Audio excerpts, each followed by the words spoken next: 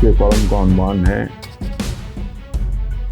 سن 2020 نہیں، صرف وقت پر تبصرہ۔ پھر عرض کر دوں، سن 2020 پر نہیں، صرف وقت پر تبصرہ۔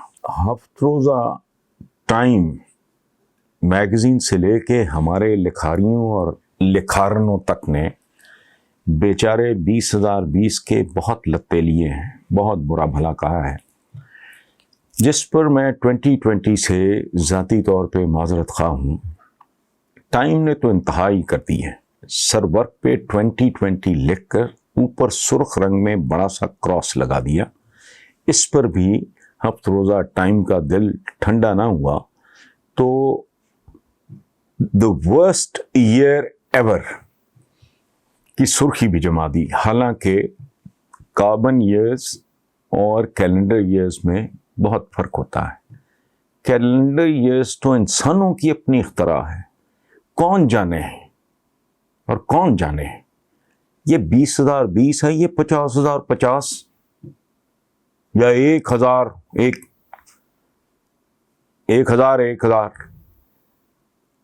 وقت کی یہ تقسیم کتنی درست کتنی نادرست ہے کوئی نہیں جانتا، لیکن مجھے یقین ہے کہ اسے اب تک کا بدترین سال قرار دے دینا اس سال کے ساتھ بہت بڑی انصافی ہے، جس کے پیچھے بدنیتی ہو نہ ہو لا علمی بے شمار ہے، کیونکہ انسان کی ریکارڈڈ ہسٹری اس سے کہیں زیادہ بھیانک وقتوں سے بھری پڑی ہے۔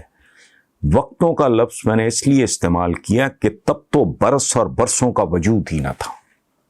کروڑوں سال پہلے جب انسان نے آغاز کیا تب تو برس اور سال نہیں تھے، کیلنڈرز نہیں تھے، نہ وہ اسلامی نہ عیسوی نہ کوئی اور، یہ جو ہندی وہ تو نہیں تھے اس وقت۔ اچھا، وقت اور زمانے میں فرق کیا ہے اور اس حکم کا کیا مطلب ہے جو مسلمانوں کے لیے ہے کہ زمانے کو برا نہ کہو، وقت کو کلرکوں کی طرح دیکھنا، محسوس کرنا اور بیان کرنا اور بات ہے، جبکہ وقت کو قلندروں کی طرح دیکھنا، محسوس کرنا اور بیان کرنا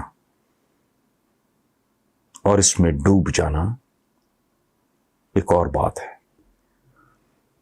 کئی سال پہلے شاید کسی نئے سال کی آمد پر ہی لکھا تھا، میرا اپنا شعر ہے کہ رستے پہ عمر کی میرا پاؤں پھسل گیا، ایک اور سال پھر میرے ہاتھوں نکل گیا۔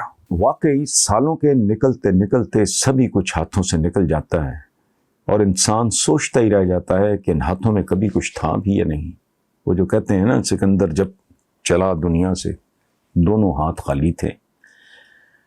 تو اچھا، ابھی میں نے عرض کیا کہ وقت کو کلرکوں کی طرح نہیں قلندروں کی طرح دیکھنا چاہیے۔ شاعری اور قلندری بھی ایک ہی سکے کے دو رخ ہیں، اس لیے ثاقب لکھنوی نے لکھا تھا، مٹھیوں میں خاک لے کر دوست آئے وقت دفن، زندگی بھر کی محبت کا صلہ دینے لگے۔ جمال احسانی ایک بڑے خوبصورت شاعر، وہ کہتے ہیں رات سونے کے لیے، دن کام کرنے کے لیے، وقت ملتا ہی نہیں آرام کرنے کے لیے، اور جب آرام نصیب ہوتا ہے انسان حدود وقت سے آگے نکل چکا ہوتا ہے۔ شکیب جلالی وقت کی کیا تعریف کر گیا، فصیل جسم پہ تازہ لہو کے چھینٹے ہیں، حدود وقت سے آگے نکل گیا ہے کوئی۔ یہ ہے زندگی کے بعد والی زندگی کا آغاز۔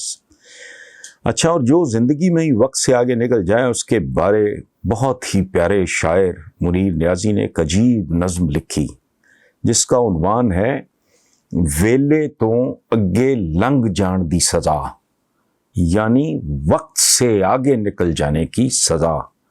اور پوری نظم ایک مصرع، بندہ کلا رہ جاندہ ہے، یعنی وقت سے آگے نکل جانے کی سزا کیا ہے؟ انسان اکیلا رہ جاتا ہے۔ آغا شاعر قزل باش، یہ نام ہے پورا ایک شاعر کا، جیسے کلندر کی بات ہی کچھ اور ہے. انہوں نے کہا تھا وقت تو دو ہی کٹھن گزرے ہیں ساری عمر میں، ایک تیرے آنے سے پہلے، ایک تیرے جانے کے بعد. ایک وہ جو انتظار میں ہے، دوسرا جو جدائی میں. اور غالب کی تو شرارت بھی تصوف ہوتی ہے. غالب کہتے ہیں رات کے وقت میں پیے ساتھ رقیب کو لیے، آئے وہ یہاں خدا کرے پر نہ کرے خدا کہ یوں. پھر غالب نے ہی کہا تھا کہ مہرباں ہو کے بلا لو مجھے چاہو جس وقت، میں گیا وقت نہیں ہوں کہ پھر آ بھی نہ سکوں. تو چچا غالب ملتے تو میں ان سے پوچھتا کہ حضور وقت تو جاتا ہی کہیں نہیں، اس کا آنا کیسا؟ شاید ہم انسان ہی گزر جاتے ہیں اور یہ وقت تو کھربوں سالوں سے یوں ہی ٹھہرا ہوا ہے. گورے کلندروں کی بھی ایک اپنی ہی دنیا ہے. کلندر صرف ہمارے درمیان نہیں ہوتے، درویش صرف ہمارے درمیان نہیں ہوتے، صوفیہ صرف ہمارے درمیان ہی نہیں ہوتے. بالکل جیسے پیغمبر حضور صلی اللہ علیہ وآلہ وسلم آخری پیغمبر ہمارے، لیکن ان سے پہلے حضرت عیسیٰ تو ان کو تو گورے بھی.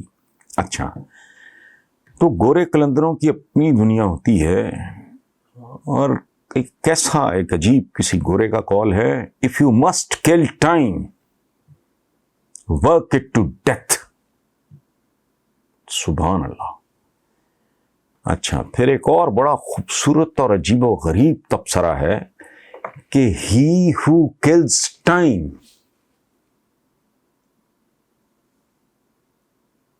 injures eternity. eternity کا مجھے اردو اس وقت سمجھ نہیں آ رہا، سمجھانا نہیں آ رہا. جس بچے کو نہ معلوم ہو وہ ڈکشنری دیکھ لیں. اور ہم جیسی قوموں کے نام نہاد لیڈروں کو رب العالمین توفیق دے تو اس پہ غور کریں. One thing you can learn by watching the clock, that it passes the time by keeping its hands busy. Clock کو دیکھو، وہ اپنے ہاتھوں کو مصروف رکھ کے وقت گزارتا ہے. اور آخری بات، ہمارے سارے دن، ہم سب کے سارے دن بالکل ایک جیسے سوٹ کیسز کی مانند ہیں جن کے سائزز بھی 100% ایک جیسے ہوتے ہیں.